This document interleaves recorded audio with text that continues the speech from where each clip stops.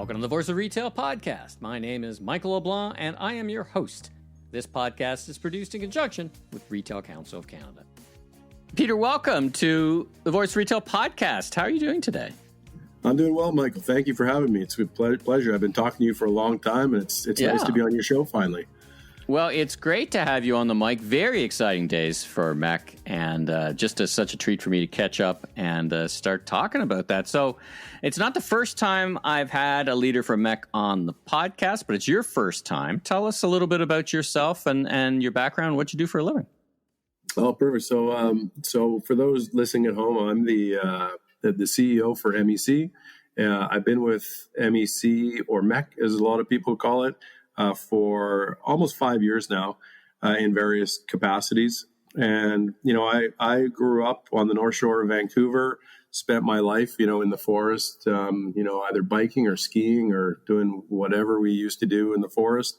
And, I'm very proud now to be, running a company that I joined as a member in, I think it was 1995. So it's been a, whirlwind to kind of get here, but it's been awesome, being part of this great institution. And you've had retail in your blood for many, many years, and you've had a couple of roles at MEC, right? Talk about that for a bit. Yeah, look, so I spent 5 years here at MEC, which has been great. I started as the CFO, and then I took on the chief operating officer role, and have kind of rolled into the CEO position about almost 2 years ago now. So yeah, it's been a good journey. Before that, I was with a firm that acquired companies, and we owned Staples and Office Depot in Australia and New Zealand. And, we had a lot of other businesses that did distribution into retail. So very, very familiar with the space.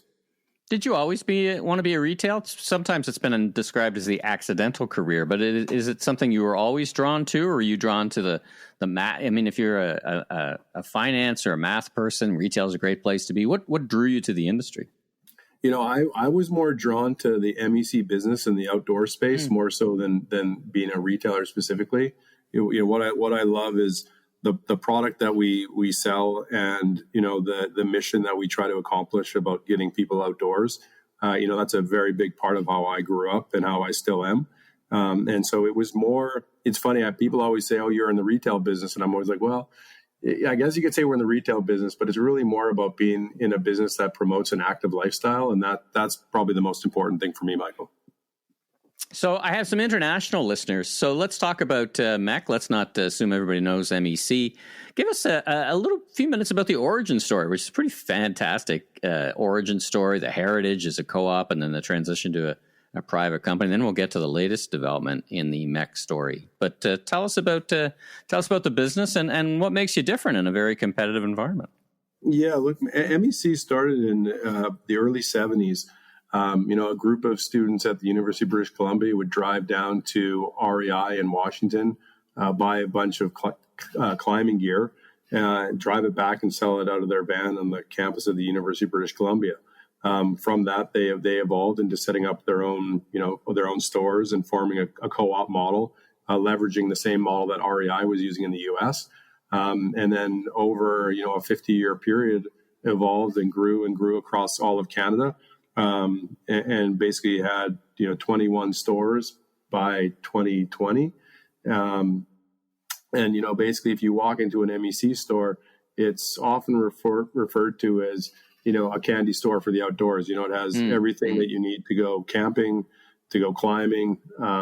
If you're looking for a sleeping bag or a tent, we have that. If you're looking to go biking, if you're looking to go backcountry skiing, we've got all that gear that kind of spreads, whatever outdoor activity you're trying to pursue.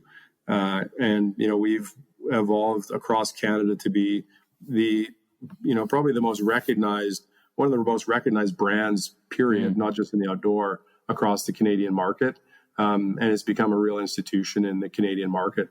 So, but it really comes down to having that, very broad selection of really good outdoor product, and focusing on it from a specialties perspective.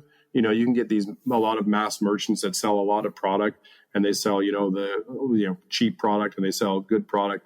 What MEC has always focused on is selling, very good quality product stuff that's meant to be used if you're going to be doing serious expeditions, but also stuff, for people that are getting into an entry position to getting into the outdoor activity that they're trying to get into. So, we basically provide great service. When you think about our staff and our in-store experience, you're going to get staff that really know the product and they live the product, right? So that's really one of the keys to what makes our retail experience special is you're getting somebody that actually uses the gear and can explain the gear, having taken it outside and used it themselves.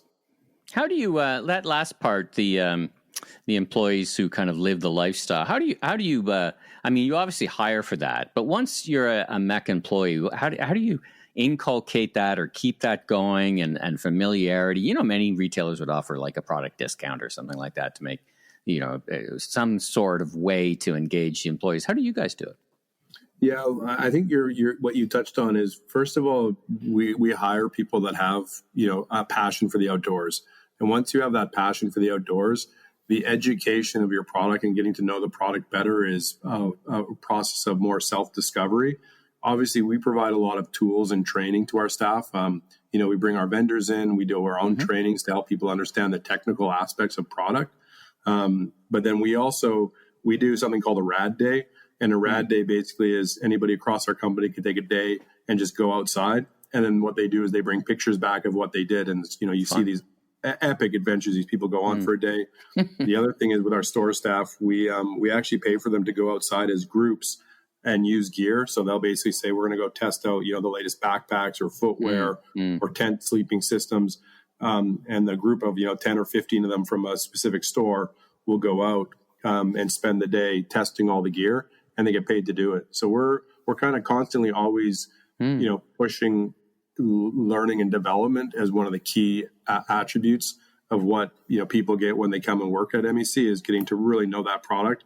Your point on we give them discounts on gear. Obviously, that's kind of table stakes, but it's really how do you get the staff to really have a great set of knowledge around not just the product they know today, but how do you help broaden their knowledge on all of the products?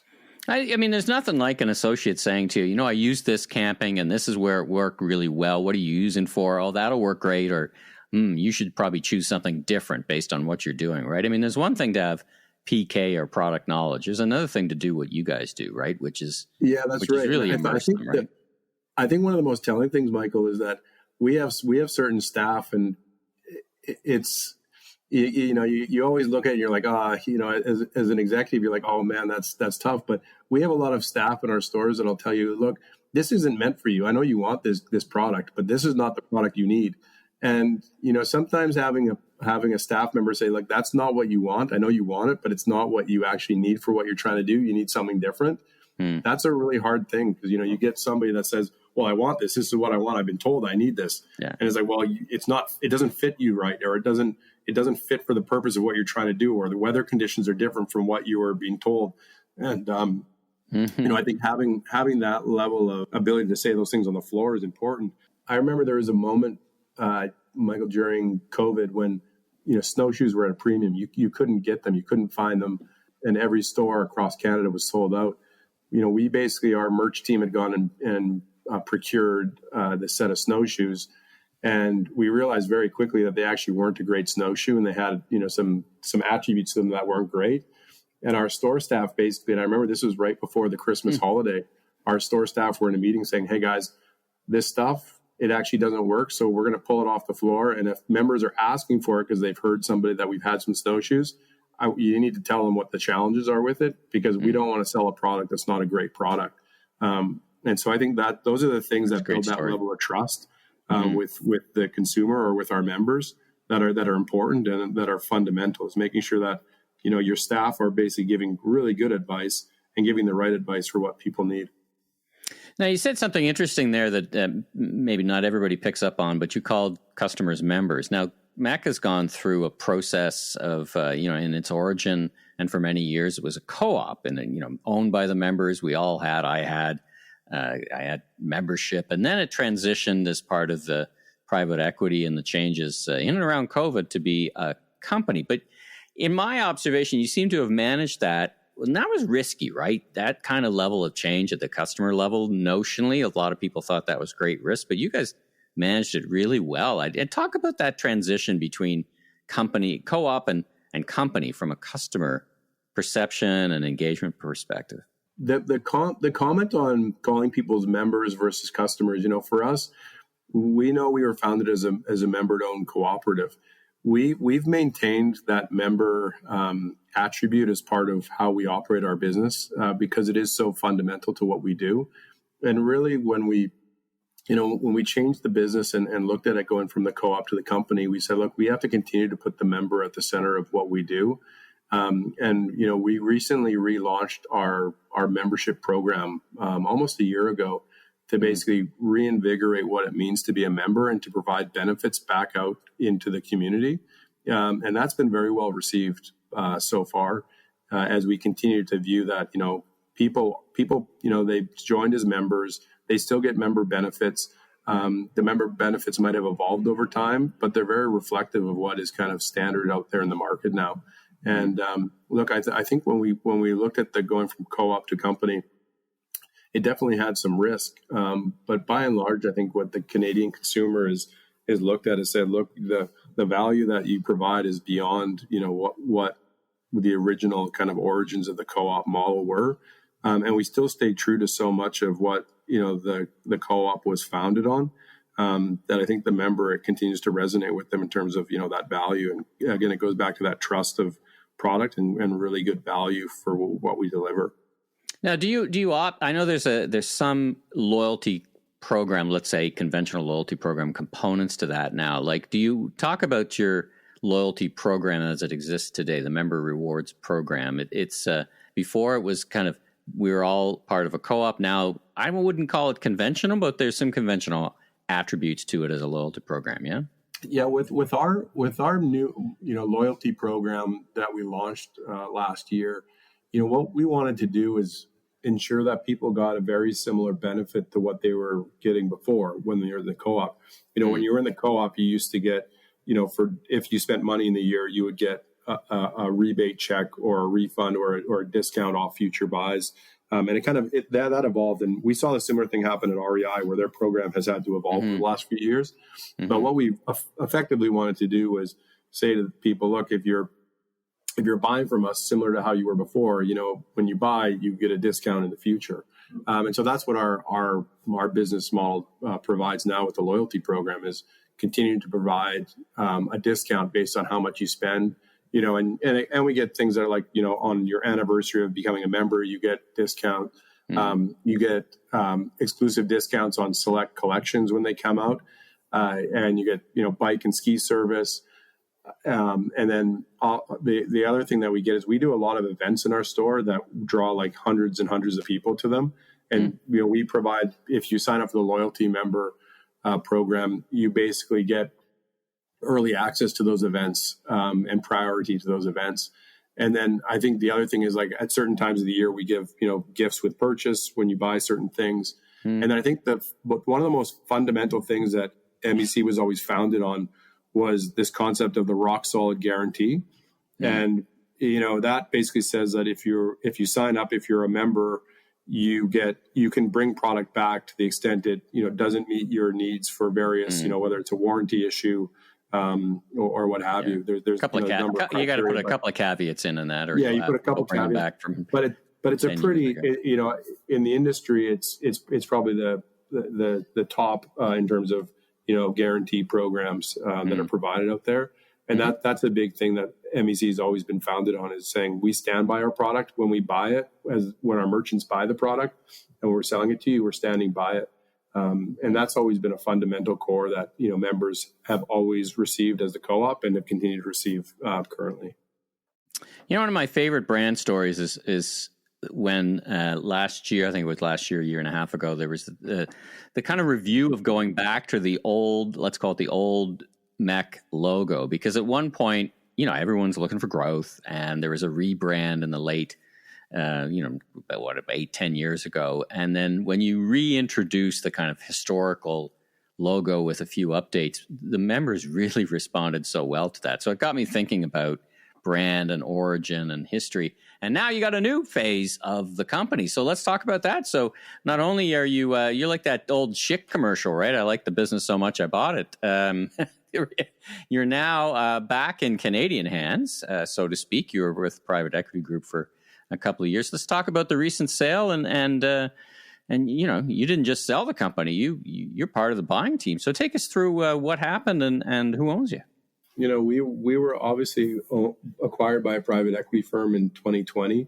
You know, most private equity firms, they have a certain time frame over which they want to own a business, but they also have, you know, an objective to, you know, drive a turnaround strategy and, you know, implement a lot. We were fortunate. Our investors at the time, they invested a lot of money into MEC to, you know, whether it was for IT infrastructure or warehouses, and you know they got or the people, business to people too, right? You get some great people as part. Yeah, of yeah. Obviously, right? the talent was a key one, right? We grew the number of people across the company and invested in some, you know, really good talent. And, you know, so, and then at a point, you know, you come and then they look and go like, well, what's the next step of what we do? Yep. And so obviously we got to a point with the investment where they said, well, look, you know, we'd like to look at divesting the asset. And, you know, so we basically had a process that was launched looking for various buyers to acquire the company. And we were fortunate, you know, we found a Canadian group that was looking to acquire the company. And, you know, and I was fortunate to say, look, I love this business. I believe in it a lot. You know, Chris Spire, my chief merchandising officer, who joined us almost a year ago, he had the same thing. He said, look, if I had the opportunity to invest in this business, I would love to invest in it. It's a great business. It's so different in the Canadian market. And the Canadian market is so different from any other market globally in terms of how the outdoor space is presented. And so, you know, we looked at it and said, this would be a great thing.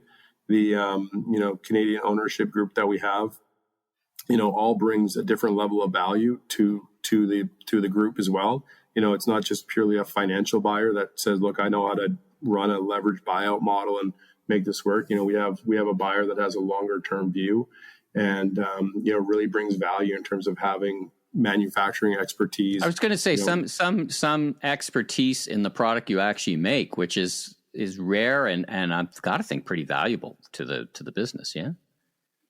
Yeah, it's massive, right? For us, what a lot of people don't realize is that for MEC, about a third of our business is the MEC label product. You know, and about 2/3 is branded product. Like, you know, you have your Patagonias and your Vuoris. Big Yeti. You've been a bit Yeti. Yeah. And so there's a number of brands like Arc'teryx. So we have a number of brands that we carry, but the kind of heart and soul of MEC has always been our MEC label program. And, you know, when I was a kid growing up, that's the product you bought all the time. You know, yeah. I never went to an MEC and bought, you know, a branded jacket, but you knew the MEC product was so good. It had really good value. It was always kind of at that level that was very similar to the branded product, but just didn't have the branded name. And so, you know, that's always been important for us. And that's been a key thing that we've always maintained, is making sure that the product that is our MEC label has the same quality standard as the brand. You just, you know, you get it at a lower price because, you know, we don't have all the wholesaler markup in there. So, you know, with Tim and his expertise in terms of manufacturing, he helps us accelerate a lot of the things that we're trying to do. And again, he has very technical manufacturing capabilities, you know, based on who he works with currently. And so we said, look, how can we leverage that? And we've already started to build some programs with him and through his other companies that are going to help us accelerate a lot of the development and really bring in really great product that have, you know, good style, good fit. But above and beyond, it's the technical attributes of the product that are the most important. You talked earlier about table stakes in a different context. We were talking about employees, but how does table stakes and differentiators work as you think about the merchandise mix, right? The percentage of private label to the percentage of brands. You know, is the brand role to bring in customers looking for a high profile brand like a Yeti cooler or whatever, and is that the role of those brands? I mean, it sounds very customer focused, but do do you think you guys got that mix right? Are you thinking about that? Is that a kind of an ongoing development or an ongoing discussion amongst the group? Yeah, the merchandising strategy is probably one of the biggest evolutions, and it's one of the strengths that Chris Spire really brought to our group, and that's making sure that we have the right mix of product. During COVID, it was tough, right?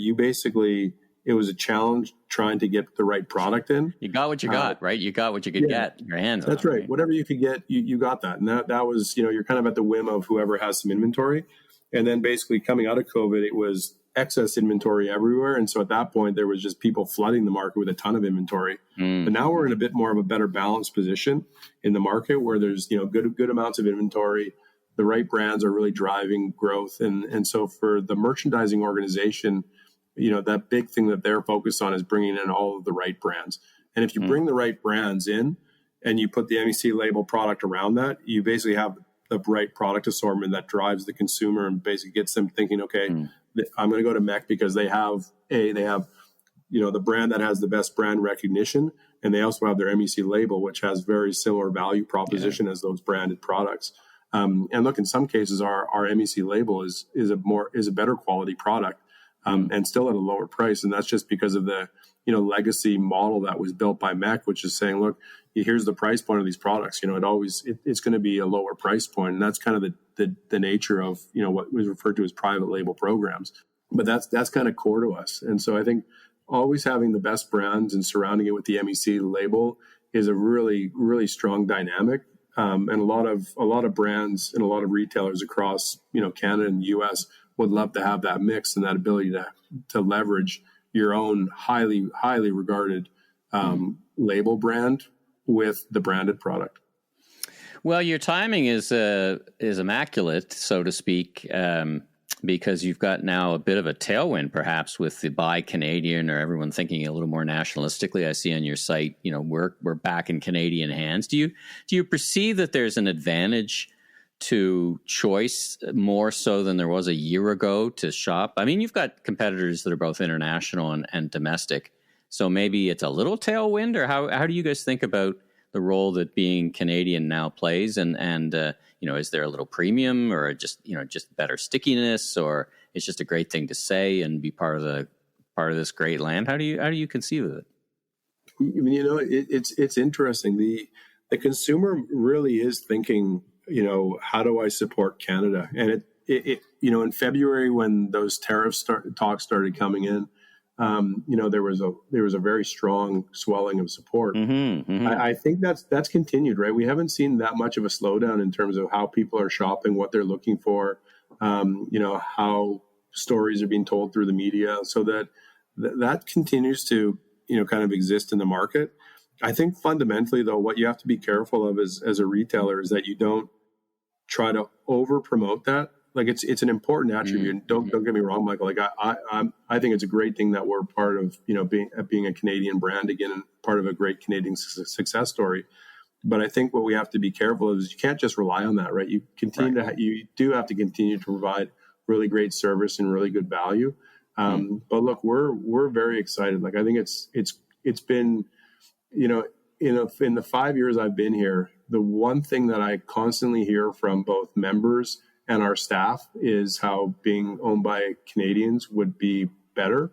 And, you can't quite quantify whether that's, a 5% increase or a 10% increase or whatever the number is, but you just hear it a lot. And, so I think for us, we view it as a positive. Canadians tend to be very patriotic and do tend to lean towards the Buy Canadian thing. Even before, this February when things started going, in a different direction, Canadians are very proud. And so it is great to basically have this thing back in Canadian ownership. But again, we have to continue to provide the value and the service that people expect. Otherwise, you can't just rely on that one thing. So let's talk about the future in the time we have left together. So what's the plans for the future? What are you thinking about physical stores and now under ownership? What is different? You've talked about some more great assets you have with your owners on technical stuff, but how do you see the next 3 to 5 years? Everybody's looking for growth. It's a dynamic period for sure, particularly in apparel sourcing and all these things. What do you see in the short, medium, and long term for the brand? There's a ton of opportunity for the MEC business over the next, both the short and the long term. We've just gone through a period where, the outdoor industry got just hammered, right? You had the COVID, boom, and then you had the post-COVID, kind of bit of a bust. And a lot of our competitors actually exited the market. You see, the Atmosphere banner that, closed down all their standalone stores. We see a couple other players in different regions that were, I don't want to call them mom and pops because they were actually pretty big, but people that had, a handful of stores in different regions, and they've closed down. So when we look at our business, M&A activity south of the border, right, with Dick's buying Foot Locker. So there's the consolidation. That's a big consolidation. Exactly. So there's a shifting market that I think we just have to be looking at and saying, okay, there's people exiting the space. There's a lot of opportunity for us to take space back. And so I think we look at it organically. There's a lot of room for us to grow just organically with our current footprint without doing anything.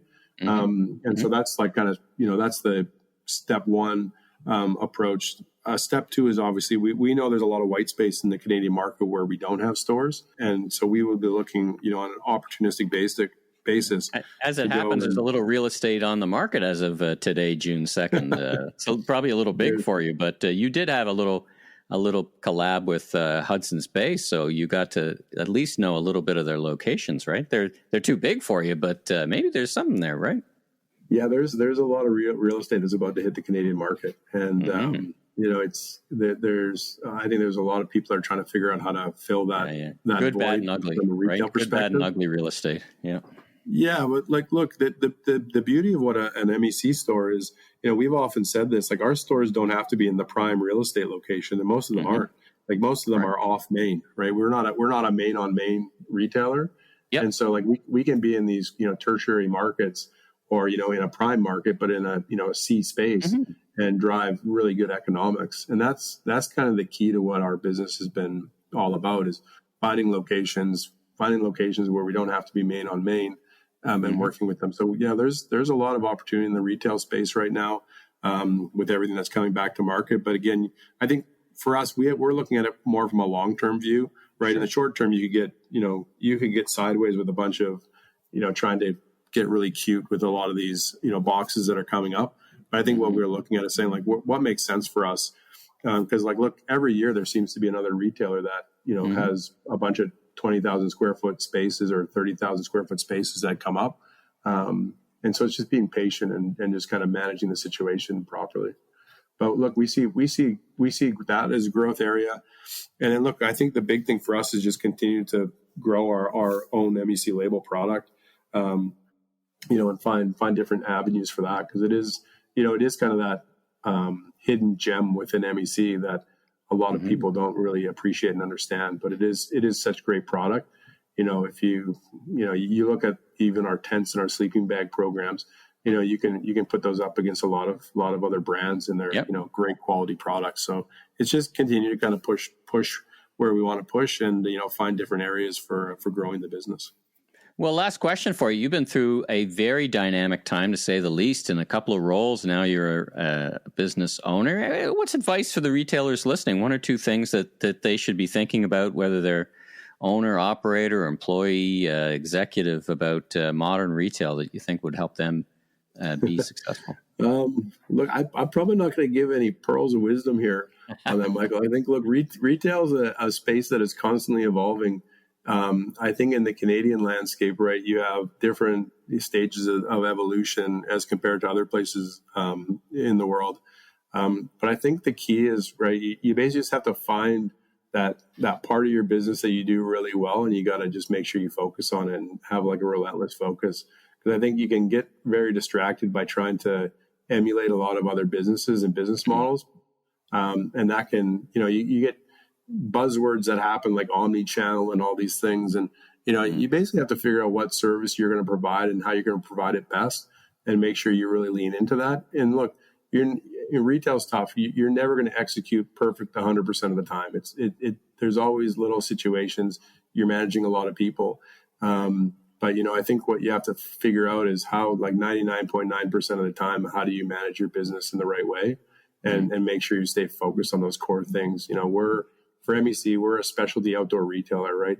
We need to continue to provide really great service in our stores, have really good product assortments, and how we service the customer, whether it's online or in store, through different widgets or whatever. There's different ways to service it, but you got to make sure you're focused on your core, and that you don't get too far focusing on trying to chase somebody else's business model because you see them growing, and it's because sometimes their growth could be short term. And so I think that's the key for us. Well, Peter, it's just such a treat to catch up with you on the mic, and congratulations on taking the reins of MEC. I heard it. I thought it was fantastic news. I'm a customer myself, so it was great news for me, both personally and professionally. So congratulations on your success. Wishing you much continued success. And thanks for joining me on the mic for the Voice of Retail podcast. Well, it's my pleasure, Michael. It's great to be here, and thank you very much. We're very excited. We see a great potential here, and I'm looking forward to seeing you at events and out and about, Michael, and we'll do this again sometime. Thanks for tuning into this episode of The Voice of Retail. If you haven't already, follow on your favorite podcast platform so new episodes will land automatically each week. And be sure and check out my other retail industry media properties, the Remarkable Retail Podcast with Steve Dennis and the Global E-Commerce Leaders Podcast. I'm your host, Michael Bond, Senior Retail Advisor, Keynote Speaker. If you want more content or to chat, follow me on LinkedIn. Safe travels, everyone.